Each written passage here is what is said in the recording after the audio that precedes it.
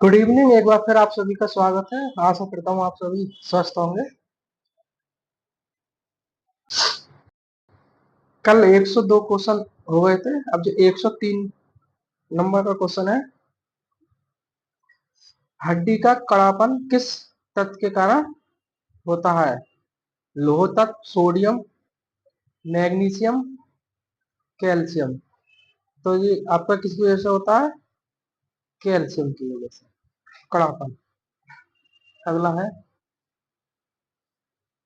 Humerus हड्डी स्थित होती है ऊपरी लिम्ब में, निचले लिम्ब में, पीठ में, इनमें से कोई नहीं। तो ह्यूमरस जो हड्डी होती है वो आपके हाथ में होती है, यानी ऊपरी ऊपरी लिम्ब में। तो इसका जो है आपका ए ऑप्शन सही होगा। अब आगे है, जांघ की हड्डी का नाम क्या होता है? Ulna, radius, femur, tibia. Ulna और जो रेडियस आपकी हाथ में होती है, फीमर और टिबिया आपकी पैर में होती है, और जांघ की हड्डी का नाम जो होता है आपका फीमर होता है। और इसकी लंबाई लगभग 48 सेमी होती है। कितनी होती है? 48 सेमी। जांघ की हड्डी को बोलते हैं फीमर। और इसी का ही एक दूसरा नाम है उर्वास्थि। फीमर को बोलते हैं उर्वास्थि।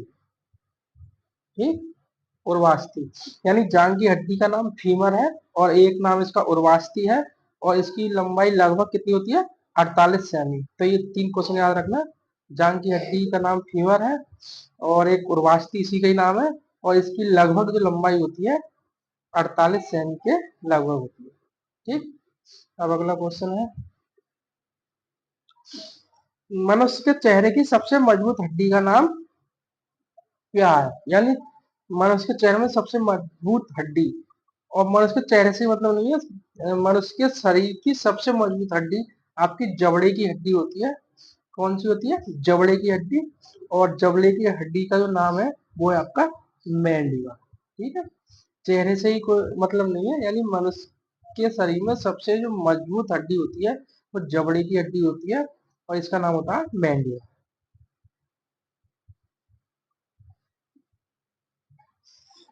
मानव शरीर में फेशियल हड्डियों की संख्या कितनी होती है? यानी चेहरे में जो हड्डियों की संख्या होती है वो कितनी है? 5, 17, 8, 14। तो आपकी फेस में जो हड्डियों की संख्या होती है 14 होती है। और कपाल में कपाल में 8 होती है। और खोपड़ी में होती है आपकी कितनी होती है? 28। और एक हाइड बोन, तो टोटल हो गई आपकी 29। और सिर में होती है आपकी 22। यानी इसमें सिर में जो है कान की हड्डियां नहीं लगाई जाती हैं, एक कान में 3 होती हैं।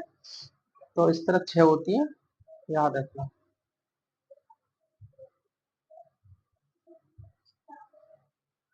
स्टर्नम कहाँ पर स्थित होती है? स्टर्नम का एक नाम होता है आपका ओरोस्थी। याद रखना, स्टर्नम का ही दूसरा नाम क्या होता है? ओरोस्थी। ये ओरोस्थी नाम से भी आ सकती है, या बक्ष अस्थि। बक्ष अस्थि या बक्षास्थि, ये स्टर्नम के ही नाम है। इसकी लंबाई लगभग 17 सेमी होती है। कितनी? 17 सेमी। यानी जो रिप्स आती हैं वो सब रिप्स इसी हड्डी पर आकर जुड़ती हैं, और इसी को स्टर्नम बोलते हैं। और ये आपकी क्या होती हैं? बक्ष में होती हैं। ये ठीक। तो याद रखना, स्टर्नम के 2 अन्य नाम उरोस्थि और बक्षास्थि। और इसकी जो लंबाई होती है वो लगभग 17 सेमी होती है। और ये कहाँ पाई जाती है? वक्ष में। आपकी रिब्स इसी से आके जुड़ती है।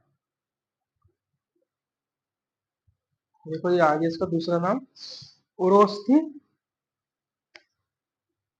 भाग है, वक्ष कशेरुक, सोड़ी मेखला, अंश मेखला, या इनमें से कोई नहीं। तो अभी बताया था ये किसका भाग है? वक्ष। मानव शरीर की सबसे लंबी हड्डी मानव शरीर की सबसे लंबी हड्डी कौन सी होती है? फीमर। लंबाई मैंने लगभग इसकी बताई थी 45 से 48 के लगभग होती है। और पूरे शरीर की ये खोखली हड्डी होती है, जबकि पक्षियों में सभी हड्डियां खोखली होती हैं, जिससे उन्हें उड़ने में हेल्प मिले। और मनुष्य में खोखली हड्डी कौन सी होती है? फीमर। ठीक है, उर्वास्थि इसी को बोलते हैं। और इसकी लंबाई 45 से 48 के बीच होती है। याद रखना, पक्षियों में सभी अस्थियां कैसी होती है? खोखली, जो उड़ने में हेल्प करती है। और मनुष्य में कौन सी खोखली होती है? फीमर। ठीक, अगला।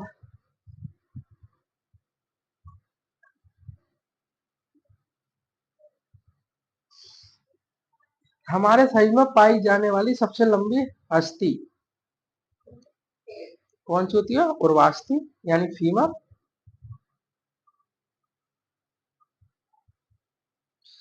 निम्नलिखित में कौन मानव शरीर में सबसे लंबी और भारी हड्डी होती है? फीमर।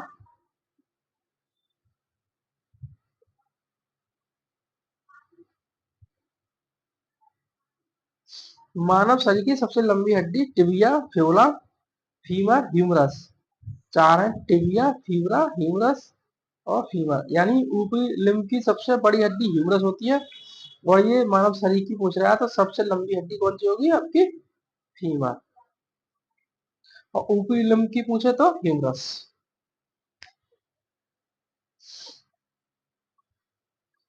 मानव शरीर में सबसे लंबी हड्डी फीमर या उर्वास्थि।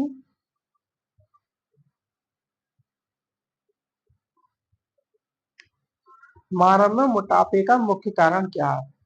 अस्थि ऊतक वृद्धि, बसीय ऊतक वृद्धि, पेशीय ऊतक वृद्धि या उपर्युक्त सभी।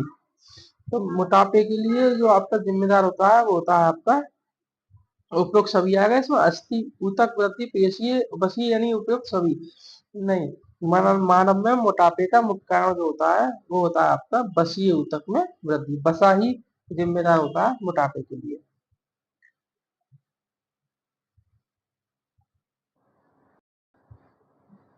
अब देखते हैं अगला। मानव खोपड़ी में हड्डियों की संख्या कितनी होती है? अभी बताई थी। मानव खोपड़ी में हड्डियों की संख्या होती है आपकी 28। और यदि हाइड बोन को जोड़ दिया जाए, कौन सी? हाइड बोन,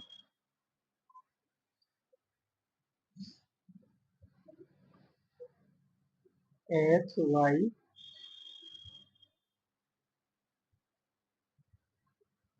H, ये होता है HYOID, हाइड बोन। ये आपकी गले के पास होती है। और जब कोई इंसान फांसी लगाता है तो यही हड्डी टूटती है, और इस हड्डी के टूटने से दम घुटता है और इंसान की मृत्यु हो जाती है। हाइट बोन होती है ये। तो इसे लगा के जो है 28 + 1, अगर इसे लगाया तो कितनी हड्डी होती है? 29 खोपड़ी में। और सिर में कितनी होती है? 22। कान की 6 हड्डियों को हटा देते हैं। और कपाल में कितनी होती है? 6। वो सॉरी, कपाल में होती है आपकी 8। फेस में होती है 14। और अक्षीय हड्डियां होती हैं 80, जो हमारे नाजुक अंगों की रक्षा करती हैं। और एपेंडिकुलर होती हैं आपकी 126, जो हमें चलने, फिरने, कूदने, पकड़ने में सहायता करती हैं। उन्हें एपेंडिकुलर बोलते हैं। टोटल संख्या 126। और अक्षीय जो हमारे मिडिल में होती है, हमारे नाजुक अंगों की रक्षा करती है, उन्हें अक्षीय हड्डी बोलते हैं। इनकी संख्या टोटल 80 होती है। तो ये याद रखना। तो इसमें आपका जो आएगा वो 28 आएगा।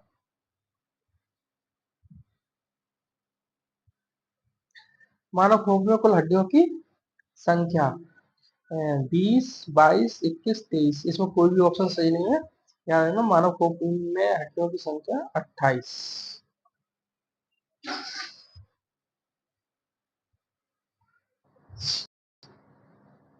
खोपड़ी हड्डी की अस्थि संधि को कहते हैं आर्टिफैक्ट, संधि या जोड़, रिज या सूचा।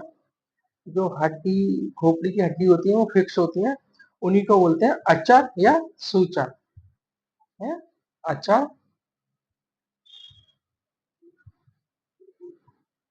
अचल संधि या सूचक संधि भी बोलते हैं फिक्स हड्डियों को। तो खोपड़ी की हड्डियों का जो संधि होती है उसको सूचक बोलते हैं। अच्छा क्वेश्चन है।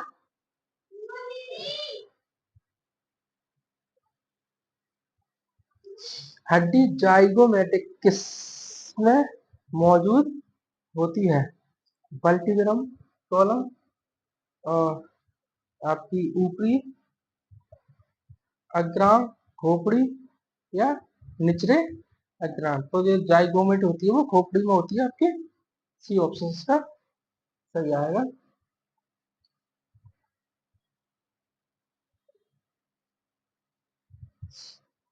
अगला है मानव शरीर की सबसे छोटी हड्डी का नाम। तो मानव शरीर की सबसे छोटी हड्डी कहाँ पाई जाती है? आपके कान में पाई जाती है और इसका नाम होता है स्टेपीज। ठीक है। एक कान में 3 हड्डियां पाई जाती हैं, दोनों कानों में कितनी हड्डियां होंगी? 6। जिनका नाम है मेलियस, इनकस, स्टेपीज। ठीक है। तो इसे याद किससे कर लेते हैं? MIS। ये 3 हड्डियां पाई जाती हैं। एम से मेलियस, आई से इनकस और एस से स्टेपिस। मिस से याद कर लेते हैं। कान में हड्डियां तो आपकी मानव शरीर की सबसे छोटी हड्डी कहाँ पाई जाती है? को छोटी हड्डी को क्या बोलते हैं? स्टेपिस। ठीक।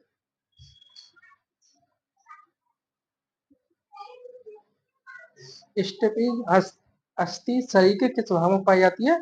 खोपड़ी में, हाथ में, पैर में, कान में। तो किस में पाई जाती है? कान में। रेडियस एवं अल्ना अस्थियां किस अंग में स्थित होती हैं?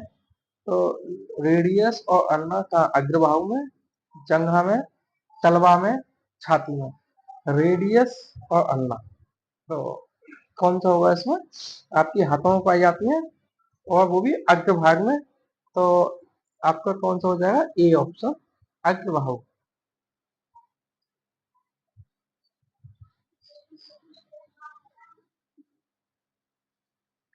मानव शरीर में हड्डियों को के आधार पर वर्गीकृत किया गया है। किसके आधार पर हड्डियों को वर्गीकृत किया गया है? संरचना एवं कार्य के आधार पर, स्थान और जुड़ाव के आधार पर, आकार और आकृति के आधार पर, जोड़ और हरकत के आधार पर।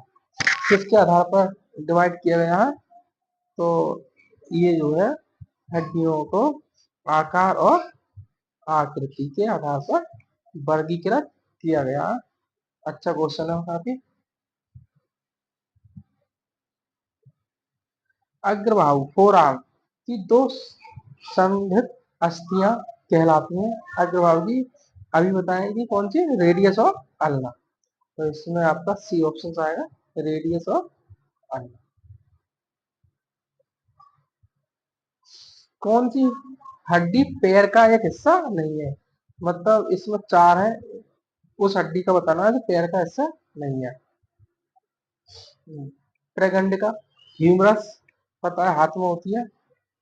और वही बहिर्जंका, फिबुला और टिबिया, फीमर, ये तीनों किसमें पाई जाती है? पैर में पाई जाती है। तो आपका ह्यूमरस हाथ में पाई जाती है। तो पैर की हड्डी का जो हिस्सा नहीं है वो ह्यूमरस नहीं है, यानी ए ऑप्शन इसका सही।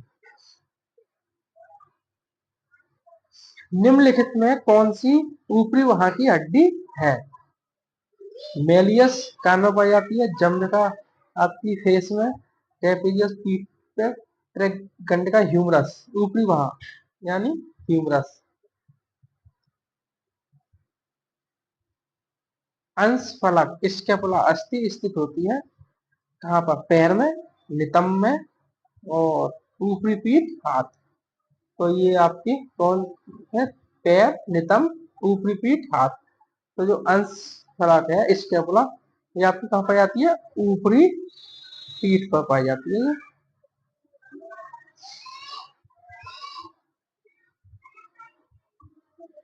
मानव अस्थि पंजर के घुटने, हाथ और पांव में पाई जाने वाली अस्थियां कहलाती है छोटी अस्थियां, कंडरास्थियां।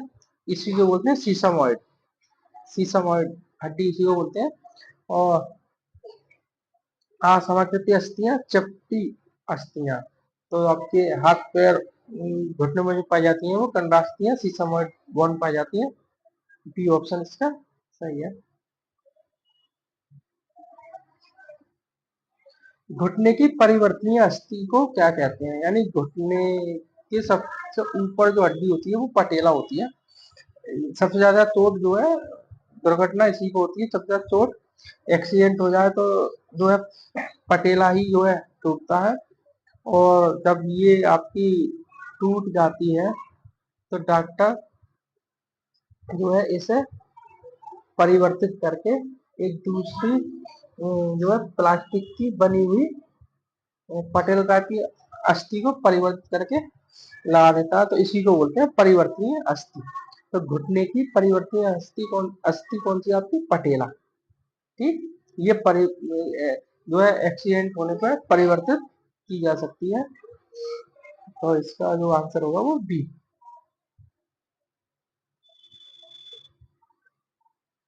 मानव शरीर की उपबंधी अस्थि पंजर यानी अपेंडिक्स में कितनी अस्थियां होती हैं? अभी बताई थी 126, 213, 206 और आपके 100। तो 213 तो बच्चों में पाई जाती है और मानव शरीर में कुल अस्थियों की संख्या 206 होती है और अपेंडिक्स में जो अस्थियों की संख्या होती है वो 126 होती है। तो ए ऑप्शन इसका सही आएगा। स्टर्नम हड्डी कहाँ स्थित होती है? उरोस्थी, इसका नाम है बक्षास्थि बोलते हैं, बक्ष में पाई जाती है ये, तो पसलियों के बीच। तो इसका जो आपका राइट आंसर होगा वो होगा आपका पसलियों के बीच।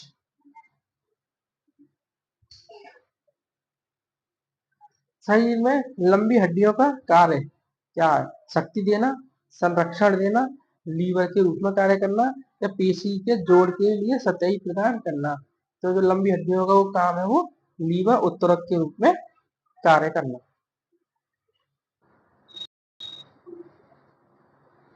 अगला है शरीर में लंबी हड्डियों के कार्य, ताकत देना, सुरक्षा देना, लीवर का कार्य करना या मांसपेशियों का घातक देना। तो इसमें भी आपको कौन सा आएगा? सी ऑप्शन आएगा, जो है लीवर का कार्य करना।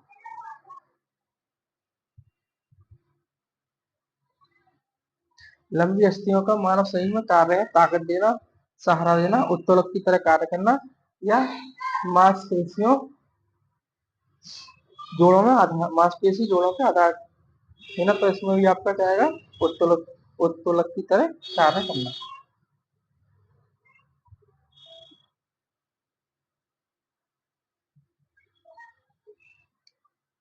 मानव शरीर में लंबी अस्थियों का कार्य है शक्ति प्रदान करना। तो इसमें भी आपका क्या आएगा?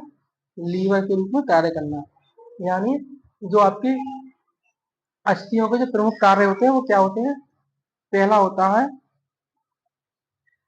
सुरक्षा प्रदान करना, ठीक, सहारा प्रदान करना, शरीर को आकृति देना, शरीर को आकृति देना, उत्तरक के रूप में कार्य करना।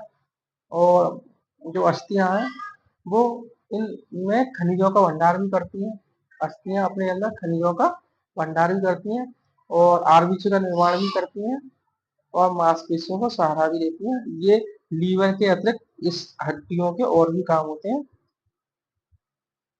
ठीक है, तो याद रखना, सुरक्षा प्रदान करना, सहारा प्रदान करना, शरीर को आकृति देना, उत्तलक का कार्य करना, खनिजों का भंडार करना, आरबीसी का निर्माण करना और मांसपेशियों को सहारा देना। ये सब जो है आपके अस्थियों के कार्य हैं। और लंबी अस्थि का क्या कार्य है?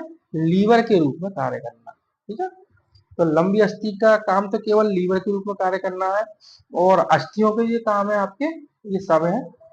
तो याद रखना, देखो ये आ गए अस्थियों के कार्य। तो अस्थियों के कार्य क्या है? जोड़ों में लचकता, सुरक्षा प्रदान करना, अच्छा आसन, इनमें से कोई नहीं। तो सुरक्षा प्रदान करना, ठीक है, ये अस्थियों के काम है। लंबी अस्थियों के काम क्या है? लीवर या उत्तोलक के रूप में काम करना। और अस्थियों का कार्य क्या है आपका? सुरक्षा प्रदान करना, एक नंबर। दूसरा नंबर, सहारा प्रदान करना, तीसरा नंबर शरीर को आकृति प्रदान करना। चौथा नंबर उत्तोलक के रूप में कार्य करना। पांचवा नंबर अस्थियों के अंदर खनिज का भंडारण करना। और छठा नंबर आरबीसी का निर्माण करना। और सातवां नंबर मांसपेशियों को सहारा देना। ठीक है, ये अस्थियों के कार्य है।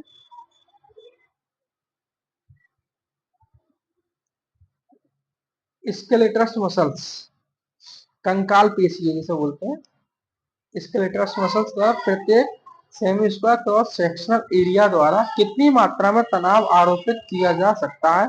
1 से 2 ग्राम किलो, 1 से 2 केजी, 3 से 4 केजी, 5 से 6 केजी या 7 से 8 केजी।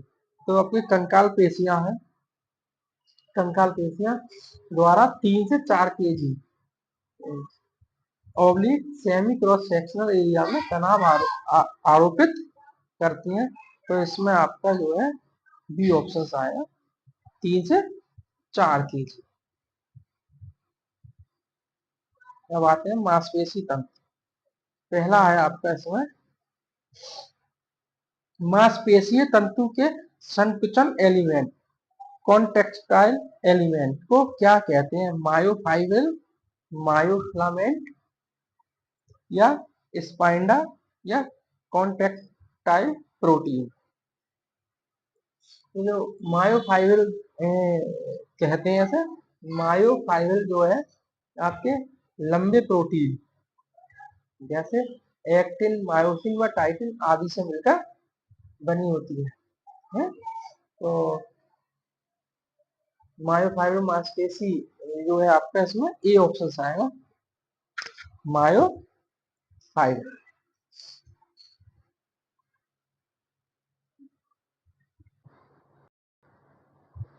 मांसपेशी कोशिका को कहा जाता है गुच्छा, एंडोमाइसियम, एपीमाइसियम या मांसपेशी तंतु। मांसपेशी तंतु तो जो है आपका मांसपेशी कोशिका को मांसपेशी तंतु कहा जाता है, डी ऑप्शन। और याद रखना मांसपेशी कोशिका को मायोसाइट भी कहते हैं। क्या कहते हैं? ये इसका दूसरा नाम है, मायोसाइट। ठीक, मांसपेशी कोशिका को क्या बोलते हैं? मायोसाइट। और इसी को बोलते हैं मांसपेशी तंतु।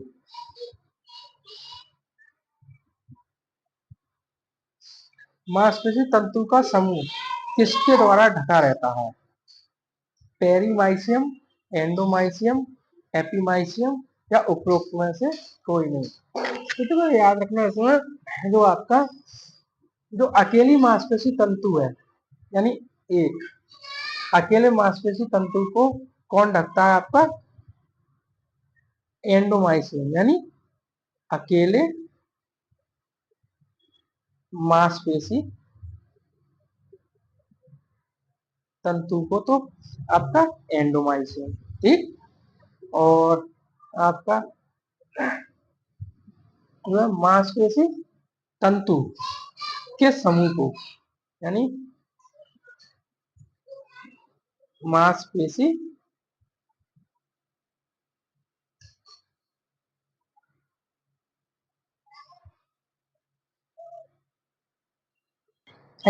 मांसपेशी जो तंतु का जो समूह, मांसपेशी तंतु के समूह को आपका ढकता है पेरीमाइसियम। ठीक, और संपूर्ण मांसपेशी यानी संपूर्ण मांसपेशी इसको ढकता है आपका एपीमाइसियम। एक अकेले मांसपेशी तंतु को एंडोमाइसियम और मांसपेशी तंतु के समूह को पेरीमाइसियम और संपूर्ण मांसपेशी को आपका एपीमाइसियम। तो इसमें आपका पूछा है मांसपेशी तंतु का समूह, तो इसे कौन ढकेगा? पेरीमाइसियम। याद रखना एक अकेली मांसपेशी तंतु एंडोमाइसियम, मांसपेशी तंतु का समूह पेरीमाइसियम और संपूर्ण मांसपेशी आपके एपीमाइसियम।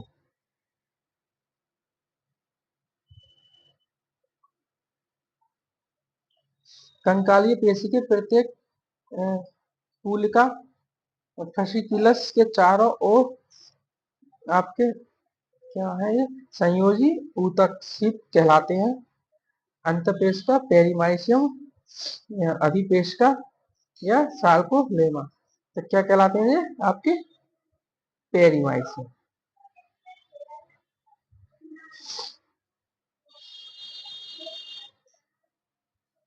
सार्को सार्कोप्लाज्म पाया जाता है नेफ्रॉन में, सार्कोलेमा में, या मांसपेशी कोशिका में, या तंत्र का कोशिका में। तो ये किसमें पाया जाता है? मांसपेशी कोशिका में। मांसपेशियों में कौन सा प्रोटीन पाया जाता है?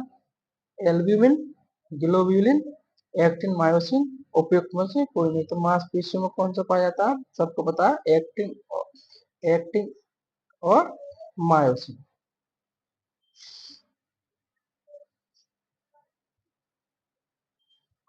मोटा फिलामेंट में लंबा प्रोटीन समाविष्ट होता है, जिसका नाम होता है आपका मायोसिन, एक्टिन, ट्रेपोनिन या कॉर्डमोड्यूलिन। तो इसमें आपका मोटा फिलामेंट में कौन सा लंबा प्रोटीन होता है? ए, बी, सी या डी? तो इसमें होता है आपका मायोसिन ए।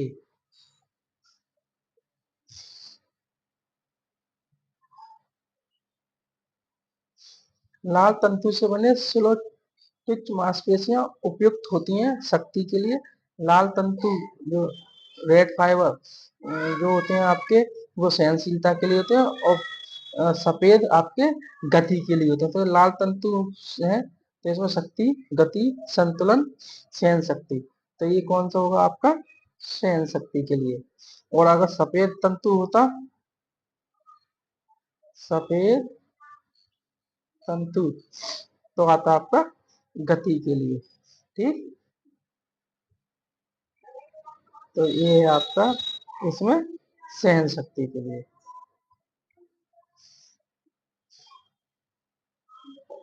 पेशीय विज्ञान के जनक अरस्तु, आर्किमिडीज, न्यूटन, गैलेन। तो पेशी गति विज्ञान के जनक किसे कहा जाता?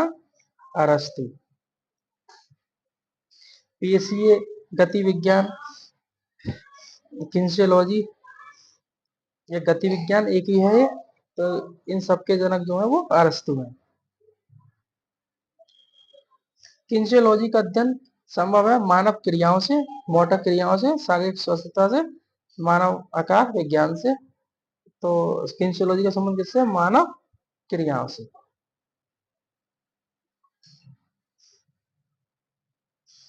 गति विज्ञान किन्सियोलॉजी के जनक अरस्तु, थॉर्नडाइक, गैलन, हेनरी। कौन है? अरस्तु। पेशीय विज्ञान के अंतर्गत किसका अध्ययन किया जाता है? शारीरिक बनावट का, बीमारियों का, गति का, या इनमें से कोई नहीं। तो पेशी विज्ञान में जो आपका किया जाता है, किसका किया जाता है? गति का। किसका? गति का। मानव शरीर में मांसपेशियां के प्रकार, वैसे मांसपेशियां 3 प्रकार की होती हैं, वॉलेंट्री, इनवॉलेंट्री और कार्डियक। तो मानव शरीर में मांसपेशियों के प्रकार होते हैं: ए वॉलेंट्री, इनवॉलेंट्री, बी इनवॉलेंट्री या कार्डियक, और सी वॉलेंट्री, इनवॉलेंट्री और कार्डियक, और इनवॉलेंट्री। तो आपका सी ऑप्शन आएगा, इसमें 3 होती हैं।